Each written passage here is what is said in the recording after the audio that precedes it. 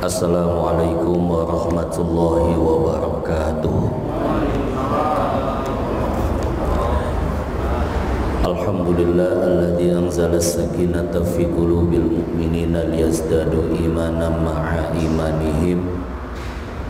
Asyhadu an la ilaha illallah wahdahu la syarika lahu wa asyhadu anna Muhammadan abduhu wa rasuluhu la nabiyya ba'dah. Allahumma salli ala Sayyidina Muhammadin wa ala alihi wa ashabihi wa man tabi'al huda amma ba'du. Qala ta'ala yarfa'illahu alladhina amanu minkum walladhina utul ilma darajat. Wa qala Nabi sallallahu alaihi wasallam talabul ilmi faridatun ala kulli muslimin wal muslimat. Kama qala Rasulullah sallallahu alaihi wasallam. Alhamdulillah pada subuh kali ini kita bisa bertemu, bersua, bermuajahah, bersilaturahmi dalam rangka memenuhi kewajiban kita salat subuh, kemudian dilanjutkan dengan kewajiban talabul ilmi, yang mana kita berharap kepada Allah mudah-mudahan ilmu yang akan kita pelajari nanti bermanfaat buat kita, buat keluarga kita. Mudah-mudahan dengan ilmu ini ketika kita menutup mata dalam keadaan husnul khatimah, Allah terangi kubur kita, Allah masukkan kita ke dalam surganya Jannatun Na'im. Salawat dan salam kita sampaikan kepada baginda Rasulullah sallallahu alaihi wasallam serta keluarga, para sahabat, para tabi'in hingga akhirnya sampai kepada kita umatnya yang mudah-mudahan diberikan syafaat pada hari kiamat nanti. Bapak Ibu yang saya muliakan, pada kesempatan subuh kali ini saya cuma ingin menyampaikan satu buah hadis Nabi yang datangnya dari Zaid bin Arqam radhiyallahu anhu, yang mana beliau berlindung pada 4 perkara terangkum dalam salah satu doa. Beliau berkatakan, Allahumma inni a'udzubika min ilmin la yanfa' wa min nafsin la tashba' wa min qalbin la takhsha wa min da'watin la yustajabu laha. Hadis ini sahih, diriwayatkan oleh Imam Muslim dalam kitab sahihnya. Ketika kita menyimpulkan hadis ini, kita rangkum menjadi 4 poin. Yang pertama, beliau seorang nabi, beliau menunjukkan ketawaduannya karena hanya di hadapan Allah beliau berlindung dari doa, daripada ilmu yang tidak bermanfaat. Apalagi kita. Nabi aja berlindung daripada ilmu yang tidak bermanfaat, apalagi kita umatnya yang belum apa-apanya.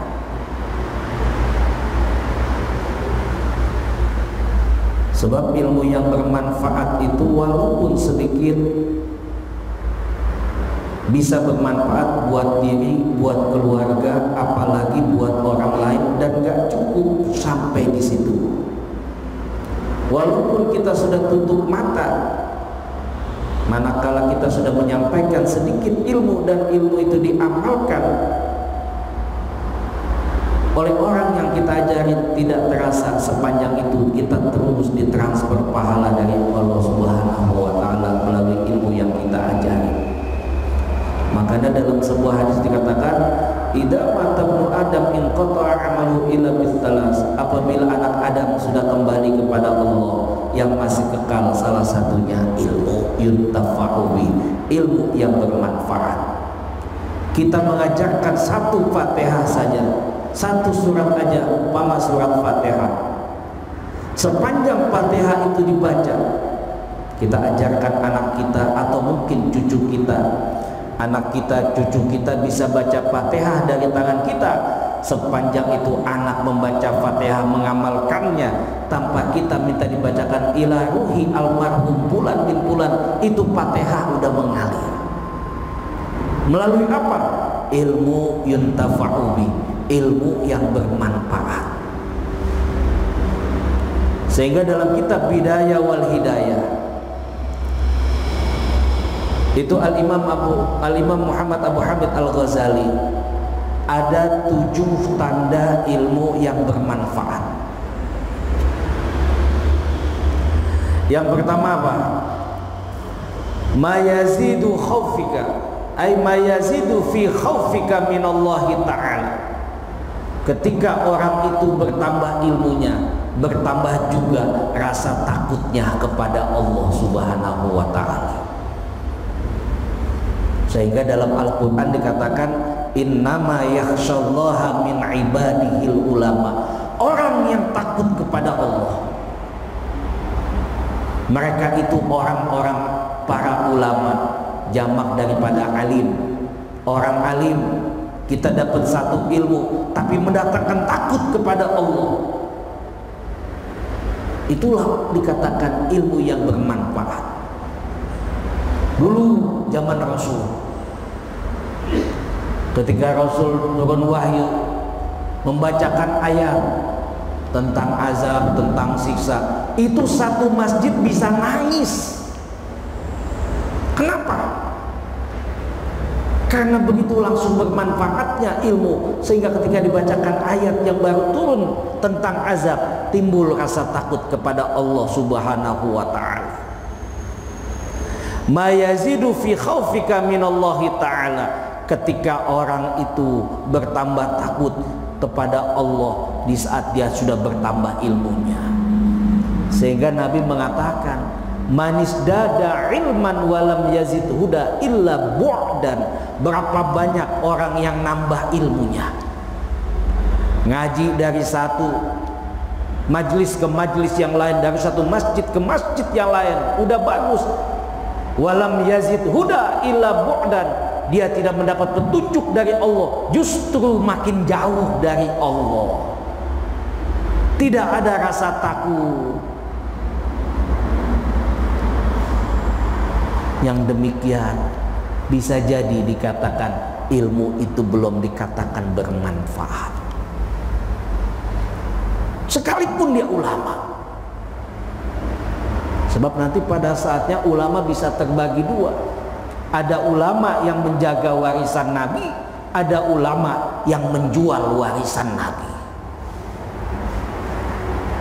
Siapa yang menjaga warisan Nabi?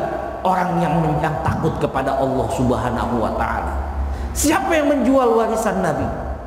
Bisa jadi mereka itu yang membeli ayat-ayat Allah, atau mungkin yang menjual ayat-ayat Allah. Tidak takut lagi. Kemudian yang kedua, kata Imam Al-Ghazali dalam kitab Bidayatul Hidayah, tanda ilmu yang bermanfaat, ma yazidu fi basiratika. Engkau lebih bijaksana dengan aib-aibmu. Artinya apa?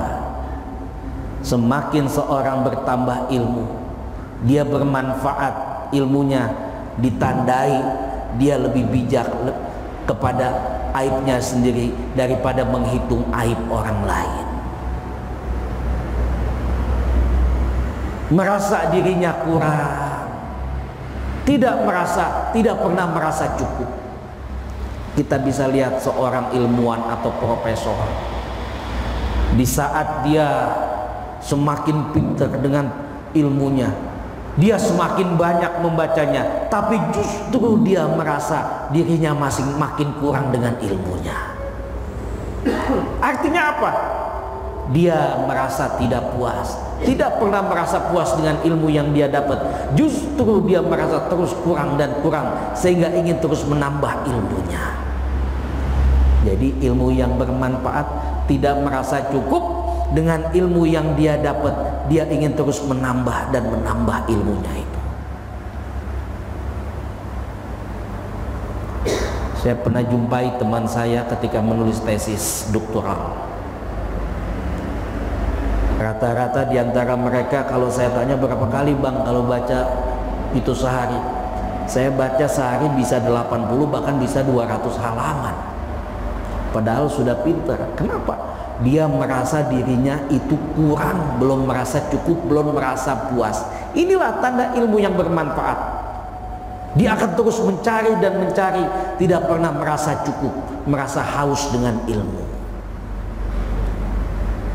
Makanya ketika orang itu sudah merasa puas dengan ilmunya, berarti orang itu sudah mulai kurang, berarti orang itu sudah mulai datang ketidakmanfaat daripada ilmunya, atau mungkin dia sudah merasa sombong. Kemudian yang ketiga,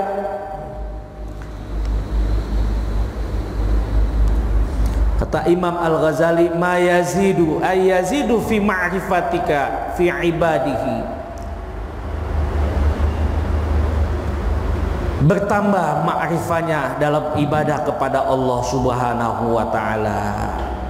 Hatinya selalu diliputi merasa diawasi oleh Allah, atau dalam istilah tasawuf, muraqabatullah. Dia merasa diawasi. Kenapa? Tahu ilmunya. Bagaimana cara Allah mengawasi kita? Ada 3 cara Allah mengawasi kita. Yang pertama, Allah langsung. Wa nahnu aqrabu ilaihi min hablil warid. Aku lebih dekat daripada urat nadimu. Orang yang berilmu, dia semakin takut karena dia merasa diawasi oleh Allah. Yang kedua, malaikat cara mengawasi kita. Allah dengan cara malaikat. Ma yalfidu min qaulin illa ladai raqibun atid. Tidak ada satu kalimat, satu huruf yang keluar kecuali dicatat oleh malaikat raqib dan atid. Yang ketiga, cara Allah mengawasi kita, diri kita sendiri. Al-yauma nakhtimu ala afwaihim wa tukallimuna aydihim wa tashhadu arjuluhum bima kanu yaksibun. Nanti pada hari pembalasan yang bicara tangan kita. Wa tashhadu arjuluhum, kaki kita jadi saksi. Ini cara Allah mengawasi kita. Tiap hari kita diawasi. Di saat ilmu bertambah, tambah juga ma'rifat kita. Kita merasa diawasi oleh Allah Subhanahu wa ta'ala. Kemudian yang keempat, tanda ilmu yang bermanfaat. Yuqallilu min rukbatika fid dunya. Engkau menyedikitkan dalam perkara dunia. Saya sedikit mengupas apa itu dunia. Dalam kitab Nasoihul Ibad itu ada salah satu riwayat, dalam salah satu makalah itu disebutkan aslu jami'il khotoya ad-dunya. Sumber segala kesalahan itu dari dunia. Di situ dijelaskan mazada anil hajah, ketika orang itu berlebih-lebihan dalam perkara dunia. Silakan nyari dunia, tapi jangan sampai berlebih-lebihan. Orang yang berilmu, ilmunya bermanfaat, dia semakin zuhud dengan dunia. Silakan cari dunia, tapi orientasinya buat akhirat. Sehingga begitu bahayanya dunia, Nabi mengisyaratkan sitatul asyatuh bitul a'mal, 6 perkara yang bikin celaka orang di dunia, menggugurkan pahala. Salah satunya apa? Hubbud dunia. Bahkan disebutkan lagi yuhramu bna adam wa yabqa itsnaini al-hirsu wal amal muttafaqun alaih. Anak Adam bisa tua, kita bisa tua semuanya, kata Nabi. Wa yabqa itsnaini, 2 yang kekal. Apa? Al-hirsu, ambisi, nafsu. Gak heran ada orang udah tua tapi masih nafsu, pengen punya ini, pengen punya itu. Wal amal, apa itu amal? Angan-angan yang tinggi. Umur boleh tua, tapi cita-cita nggak pernah putus. Itu Nabi bilang. Sehingga apa? Dunia itu kalau kita definisikan, danumu dani'an. Dunia itu artinya rendah, singkat, hina, kemudian apalagi itu? Sempit. Sehingga Nabi Nuh itu dalam Al-Quran disebutkan, beliau itu hidup 950 tahun. Itu dalam Al-Quran disebutkan, walaqad arsalna nuhan ila qaumihi falabisa fihim alfasanah illa khamsin. Nabi Nuh telah hidup bersama kaumnya 1000 tahun kurang 50. Berarti berapa? 950 tahun. Dalam satu riwayat ditanya, ya Nabi Allah, kaifa wajadta dunya? Hai Nabi Allah Nuh, bagaimana engkau dapatkan dunia yang begitu lama, 950 tahun? Dijawab sama Nabi Nuh, wajadtu dunya kadarin laha babani dakhaltu min ahadihima wa kharajtu min ahadihima. Kata Nabi Nuh yang dikasih hidup 950 tahun, bagaimana engkau dapatkan dunia yang begitu lama? Kata malaikat. Dijawab, aku dapatkan dunia seperti rumah. Padahal 950 tahun. Laha babani, ada 2 pintu. Kharajtu min ahadihima, aku keluar dari salah satu pintu. Wa dakhaltu min ahadihima, aku masuk dari salah satu pintu. Berarti apa? Hidup ini singkat. Saya mau nanya, berapa lama kita jalan dari rumah, dari pintu satu ke pintu yang satu lagi, pintu depan ke pintu belakang? Ada 10 menit. Mungkin kalau rumahnya gede. Kalau rumah kita cuma 200 atau 300 meter, berapa lamanya jalan? Oh, si Anu rumahnya hektaran, boleh. Ada beberapa orang yang umurnya panjang, tapi nggak banyak. Singkat. Itu menggambarkan apa? Seorang ahli ilmu atau ilmu yang bermanfaat, dia tidak tertipu dengan dunia, dia menyedikitkan dunia. Kenapa? Dia paham, dia sadar kalau dunia itu pendek, hina, sehingga dia tidak tertipu. Makanya Nabi banyak menyebutkan perumpamaan dunia. Ketika Nabi bersama Abdullah ibnu Umar, akhadha biman kabai faqala kun fid dunya ka'annaka gharib au abir sabil, muttafaqun alaih. Ketika Nabi sama Abdullah ibnu Umar lagi dibonceng naik onta, itu dipegang pundak Abdullah ibnu Umar. Hai ibnu Umar, hai Abdullah ibnu Umar, jadikan dunia itu kamu seperti orang asing, atau kamu yang orang lagi ibnu sabil. Kenapa? Singkat, ibarat orang bertamu. Orang dunia cuma bertamu ke rumah orang. Berapa lama orang bertamu? Paling lama 3 hari. Gak lama dunia itu. Agak kenapa? Menyedikitkan dunia. Sehingga Nabi pernah berpesan, ketika itu dari Jabir bin Abdullah, di saat Nabi sedang berada di pasar, ramai, ada bangkai atau anak kambing mati. Oh, ramai satu pasar itu. Akhirnya diangkat sama Rasul itu bangkai kambing. Siapa di antara kalian yang ingin membeli bangkai kambing ini? Dijawab sama sahabat, ya Rasul, jangankan beli, dikasih pun kami ogah ya Rasul.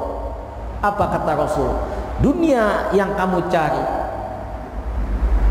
dunia yang saat ini kamu banggakan, lebih hina daripada bangkai kambing yang saat ini kamu saksikan, kau saksikan. Agar jangan tertipu. Jadi seorang yang ketika mendapatkan ilmu yang bermanfaat, dia menyedikitkan dunia. Sebab bahaya ketika seorang itu dengan ilmunya dia cinta dunia. Tidak mustahil segala sesuatu nanti akan diukur dengan materi. Sehingga Nabi pernah mengatakan, idza azamat ummatid dunya nuziat minha haibatal Islam. Apabila umatku telah mengagungkan dunia, nuziat minha haibatal Islam, akan dicopot wibawa Islam, agama Islam ini. Kenapa? Nanti akhir zaman akan datang. Kana kiwamuddin wan nas wa dunyahum danair wad darahim at-Tabrani fi sunanihi. Nanti suatu saat barometer ukuran orang itu di antara manusia, dunianya adalah uang, materi dan harta. Siapapun ketika sudah terjangkit dengan seperti itu, tidak terasa akan terkena penyakit wahan, hubbud dunya wa karahiyatul maut. Mau dia bukan ustadz atau orang biasa atau kiai, ketika dia sudah terkena penyakit wahan, itu siapapun bisa terjangkit di saat ilmunya itu sudah tidak atau kurang bermanfaat. Kemudian tanda ilmu yang bermanfaat, ma yazidu fi rukbatika fil akhirah. Artinya apa? Menambah kerinduan kamu untuk menuju akhirat. Yaftahu basiratu bi afati a'malika. Yang keenam, orang itu ketika ilmunya yang bermanfaat mulai bermanfaat atau bermanfaat, Allah bukakan aib-aibnya. Jadi dia tahu tuh aibnya sendiri. Artinya apa? Timbul sifat rasa tawadu, merasa dirinya itu penuh dengan aib, dengan dosa. Sehingga Nabi pernah bilang, tuba liman syagolahu aibuhu an uyubin nas. Beruntung orang yang sibuk membuka aibnya sendiri daripada dia sibuk membuka orang lain. Itulah dikatakan ilmu yang bermanfaat. Dia sibuk menghisap atau membuka aibnya sendiri daripada menghitung aib orang lain. Akhirnya apa? Timbul sifat tawadu. Apa itu tawadu? Imam Hasan Basri mengatakan, idza kharajta ayyuhsina kullan nas. Apabila kamu keluar dari rumah kamu, semua orang kamu anggap baik. Jumpa orang tua ini lebih baik dari saya karena umurnya sudah panjang, udah tua, pasti udah banyak ibadahnya, berbaik sangka. Jumpa ustadz yang satu, ustadz ini lebih baik dari saya. Kenapa? Dia pasti lebih banyak bacanya dari saya. Tidak ada sombong. Jumpa kepada anak kecil, anak kecil ini lebih baik dari saya. Kenapa? Dia belum ada dosa dibanding saya.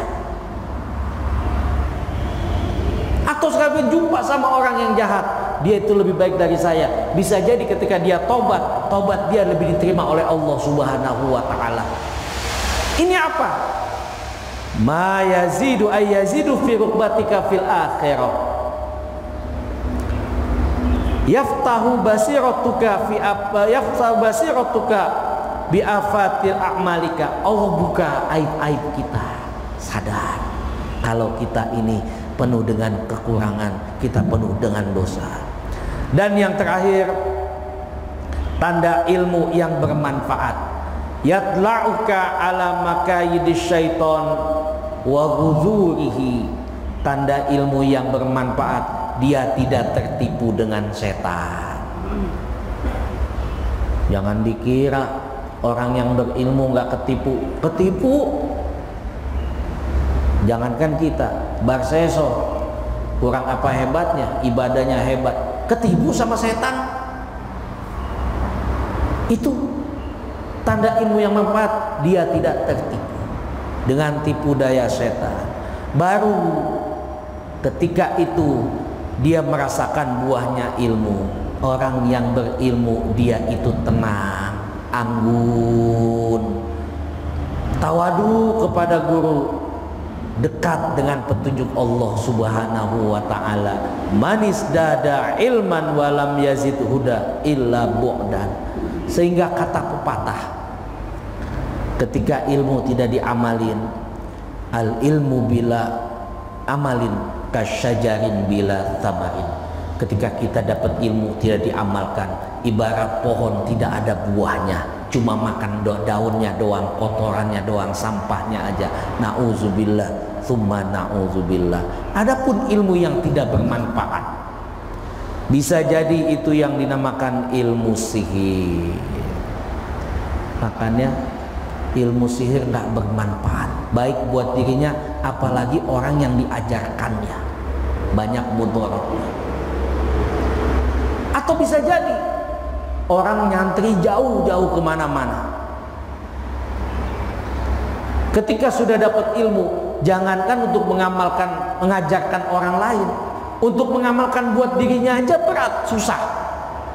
Hati-hati, bisa jadi pertanda ilmu kita itu belum bermanfaat.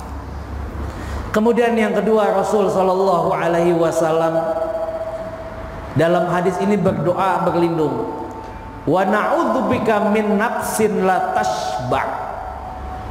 Aku berlindung daripada jiwa yang tidak puas atau tidak kenyang. Maksudnya apa? Berlindung daripada keserakahan.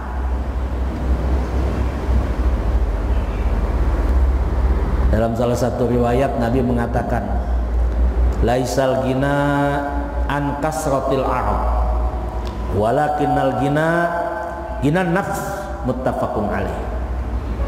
Orang yang kaya itu bukan orang yang banyak hartanya, walakinnal gina nafs, akan tetapi orang yang kaya itu orang yang kaya jiwanya, hatinya.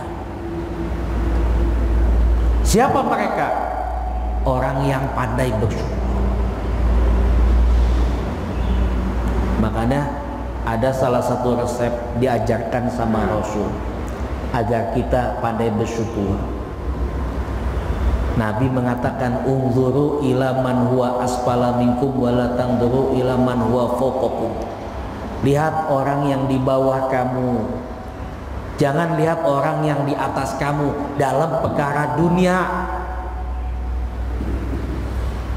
Tapi dalam dua perkara Nabi suruh tuh, biar lebih bagus. La hasada ila fi isnaini. Tidak dikatakan iri dengki dalam dua perkara. Rajulun atau lo ilman fa'alamahu, orang yang dikasih ilmu dia mau ngajarin, cuma tahu ilmu alip-alipan tapi dia ajarin sekampungnya, terang dengan ilmunya, boleh kita ngiri dengan ilmu dia mau mengajarin. Wa rajulun atau lumal fasaddaqahu, orang yang dikasih harta banyak mau sedekah, boleh kita ngiri kalau dalam dua perkara itu. Karena kenapa? Positif. Jangan kita masa bodoh, dia mah pantes sedekah, emang duitnya banyak. Kalau begitu-begitu aja nggak ada motivasi.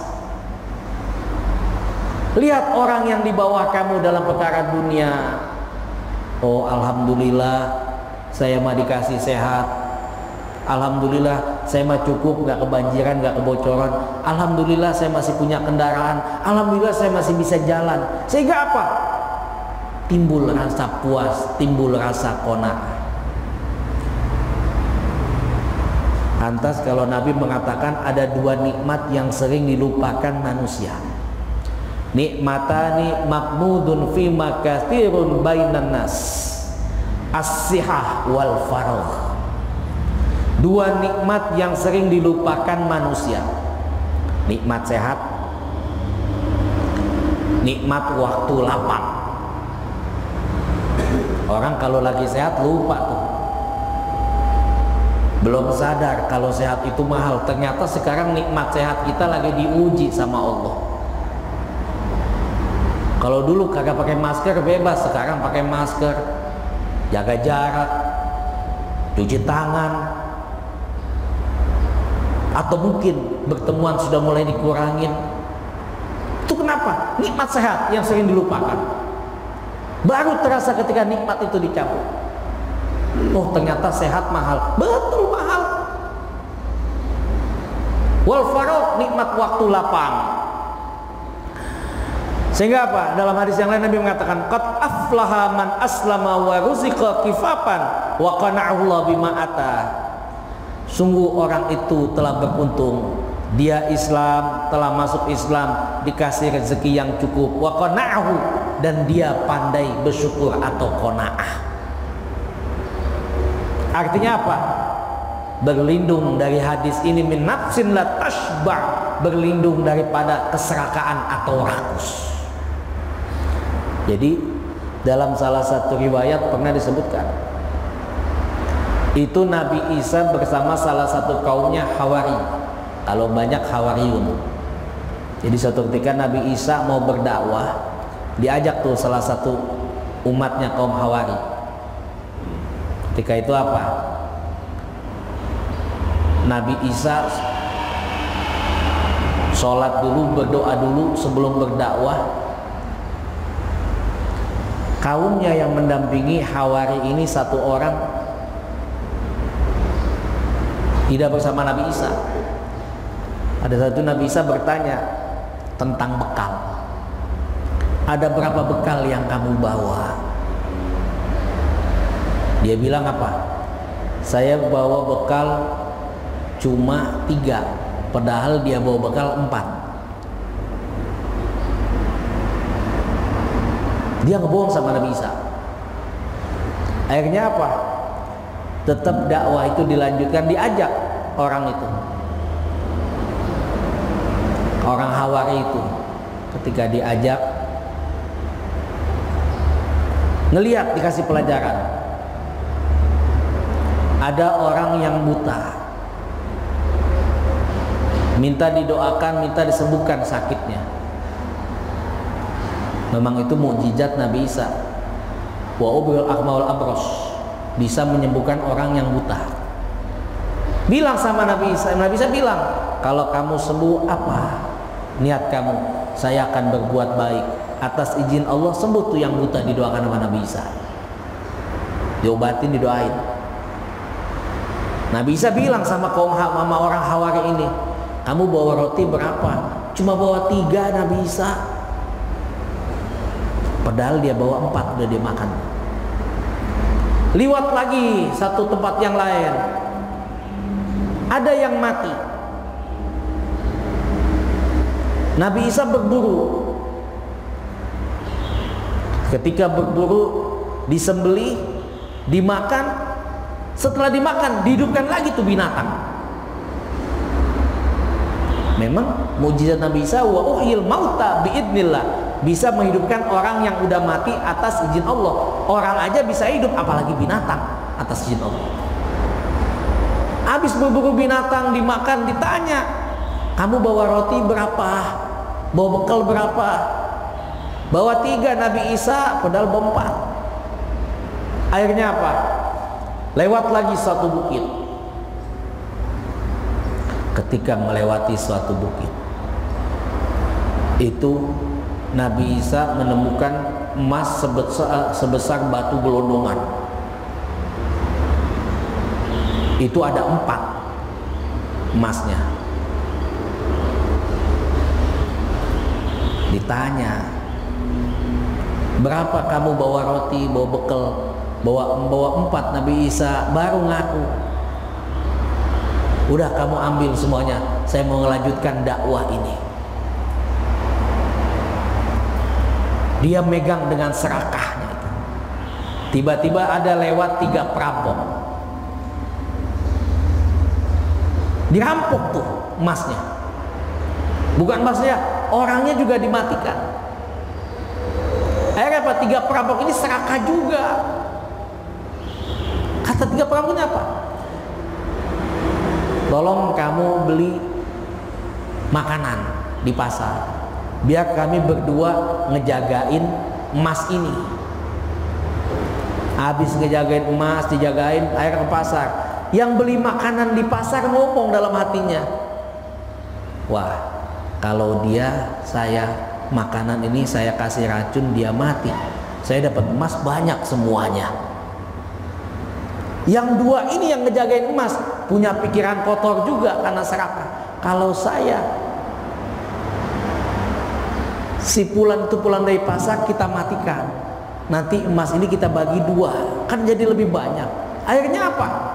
Yang pulang dari pasar bawa makanan, dibunuh tuh. Habis dibunuh, ini dia pesta, makan. Habis makan, mati semua. Nabi Isa pulang dari dakwah, menyaksikan. Inilah perumpamaan orang-orang yang serakah. Jangankan dulu, ustadz juga bisa serakah kalau tidak imannya kurang. Makanya kalau ada seorang ustadz, saya dipesan sama guru saya, kalau ada yang bisa tanamkan pada diri kita, alhamdulillah, tugas saya ringan, ada yang bisa. Jangan serakah, jangan pernah merasa ada saingan. Ketika ada yang bisa satu kampung, ada ustadz atau orang baru datang di mampu agama, kasih kesempatan. Alhamdulillah, tugas saya ringan. Itu jangan serakah. Pelajaran dari Nabi Isa. Atau mungkin ada pegawai kecil ngebersihin kaca. Wah, ini kalau saya ngebersihin satu apartemen, saya dapat nih sekian upah yang banyak. Padahal dia itu berat pekerjaannya, temennya nggak dikasih, dia makan sendiri. Bisa jadi dia kerjakan sendiri, habis ngerjain dia sakit, habis buat berobat. Coba kalau kita berikan lagi nggak serakah, Allah ganti, Allah ganti, Allah ganti.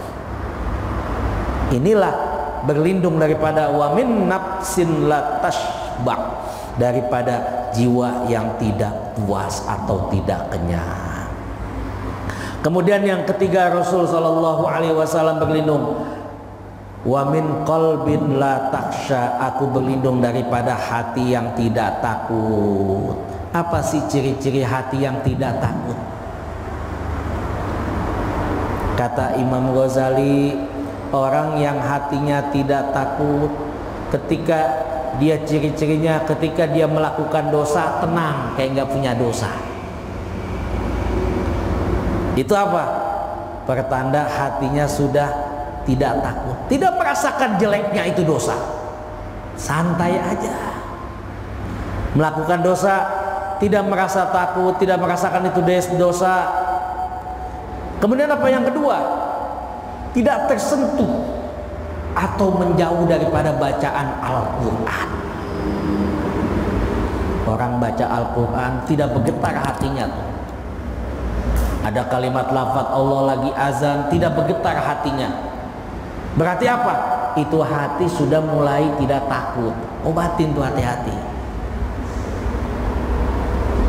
Dari mana yang kita makan? Kemudian tidak gelisah saat tidak ibadah.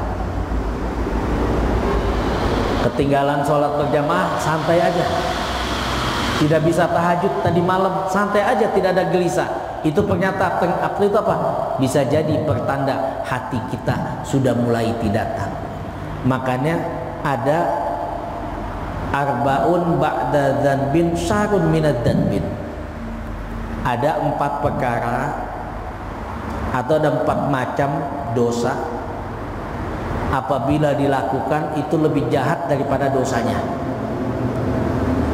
Pertama apa? Al-istisghar.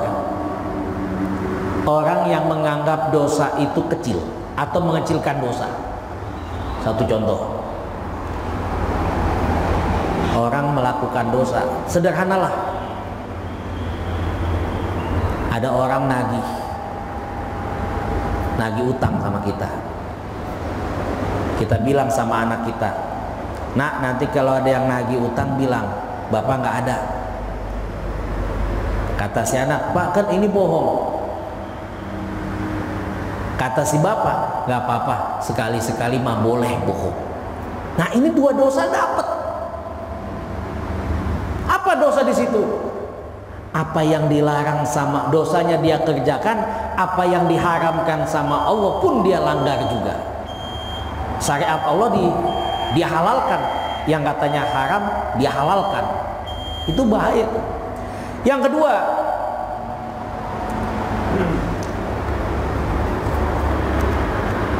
Al-iqtirar. Apa iqtirar? Orang yang tertipu dengan dosa. Apa itu mereka? Dia bilang apa? Ketika melakukan dosa, gampang, besok juga saya bisa taubat. Ini orang yang tertipu. Iqtirar. Kenapa bisa tertipu? Orang yang demikian bisa jadi dia telah melecehkan Allah. Dia melakukan dosa, merendahkan Allah. Padahal tobat itu pengampunan Allah diberikan kepada orang yang bertobat. Innahu ghafar liman taba. Allah itu Maha pengampun buat yang bertobat, bukan orang yang sengaja melakukan dosa. Itu namanya ikhtirar. Gampang, besok bisa tobat. Ini sombong ini. Kita belum tentu. Besok masih ada umur. Yang ketiga, al-istibsyar. Istibsyar itu apa? Ketika berbuat dosa, dia merasa gembira, senang. Ini siapa? Mereka bisa jadi ketika bisa puas membalas dendam. Puas saya bisa membalas dendam saya. Atau mungkin gembira ketika menang dalam lotre atau judi. Wah, alhamdulillah menang. Wah, itu istibsar yang kepada dosa yang bukan, yang dikatakan apa? Arba'un ba'da dzanbi dzanban. Itu 4 dosa yang besar setelah dosa itu dikerjakan. Kemudian al-israr yang terus berkesinambungan. Dan yang terakhir, wa na'udzubika wa min da'watin la yustajabu laha. Nabi aja berlindung dari doa yang tidak diijabah. Jadi ada beberapa sebab doa tidak diijabah.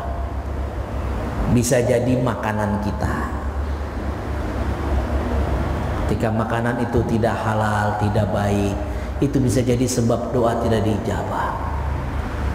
Jangankan doa, kita bermunajat di tanah suci pun ketika boleh hasil yang haram, boleh nipu, boleh ngebohong, kita bilang apa? Ya Rabb, ya Rabb, la labbaik, kata Allah, la labbaik wala sa'daik, ta'amuka haram, malbasuka haram, masrabuka haram. Tidak ada labbaik, tidak ada bahagia. Ta'amuka haram, makanan yang kamu makan dari yang haram, pakaian yang kamu pakai dari yang haram, bahkan minuman yang kamu dapat dari minuman yang haram. Atau bisa jadi sebab doa tidak diijabah. Nabi pernah menyebutkan dalam salah satu hadisnya, walladzi nafsi biyadihi la ta'muruna bil ma'ruf wa la tanhauna 'anil munkar aw la yushikuna 'adaban min 'indi thumma tad'unahu fala yastajibulah. Demi jiwaku yang ada di genggaman Allah, ketika amal ma'ruf nahi mungkar tidak ditegakkan, kemungkaran merajalela, kita masa bodoh. Orang yang berbuat baik mungkin malah akan disalahkan. Hati-hati. Ini Nabi yang ngancam.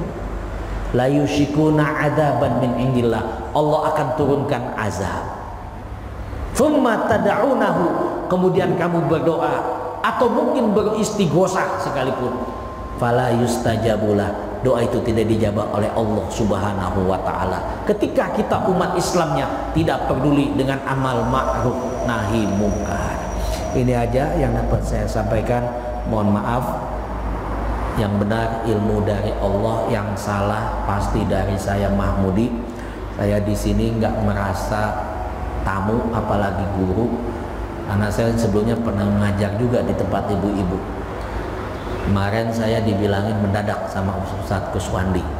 Saya bilang, Tat, saya udah kaku nih, udah lama nggak kesini. Udah lama memang. Jadi kalau saya kesini, saya masih malu-malu. Dan juga persiapannya memang mendadak. Jadi mohon maaf, pasti banyak kekurangan, banyak yang salah dari saya. Yang benar ilmu dari Allah. Wallahu a'lamu bimuradihi. Usikum wa nafsi bittaqwallah. Subhanakallahumma wa bihamdika asyhadu an la ilaha illa anta nastaghfiruka wa natubu ilaik. Al-Fatihah. A'udzubillahi minasyaitonirrajim. Bismillahirrahmanirrahim. Alhamdulillahirabbil alamin arrahmanirrahim maliki yaumiddin. Iyyaka na'budu wa iyyaka nasta'in ihdinas siratal mustaqim siratal ladzina an'amta 'alaihim ghairil maghdubi 'alaihim waladdallin. Wa'fu anna ya karim ya dzal jalali wal ikram. Alhamdulillahi rabbil alamin. Allahumma shalli ala sayyidina Muhammad. Allahumma inna na'udzubika min ilmin la yanfa' wa min nafsin la tashba' wa min qalbin la takhsha wa min da'watin la yustajabu laha. Rabbana atina fid dunya hasanah wa fil akhirati hasanah wa qina adzabannar. Wa sallallahu ala sayyidina Muhammadin. Alhamdulillahi rabbil alamin. Terima kasih. Assalamualaikum warahmatullahi wabarakatuh. Maulana ya Maulana ya Sami' du'ana. Maulana ya Maulana ya Sami' du'ana. Maulana ya Maulana ya Sami' du'ana. Maulana ya Maulana ya Sami' du'ana.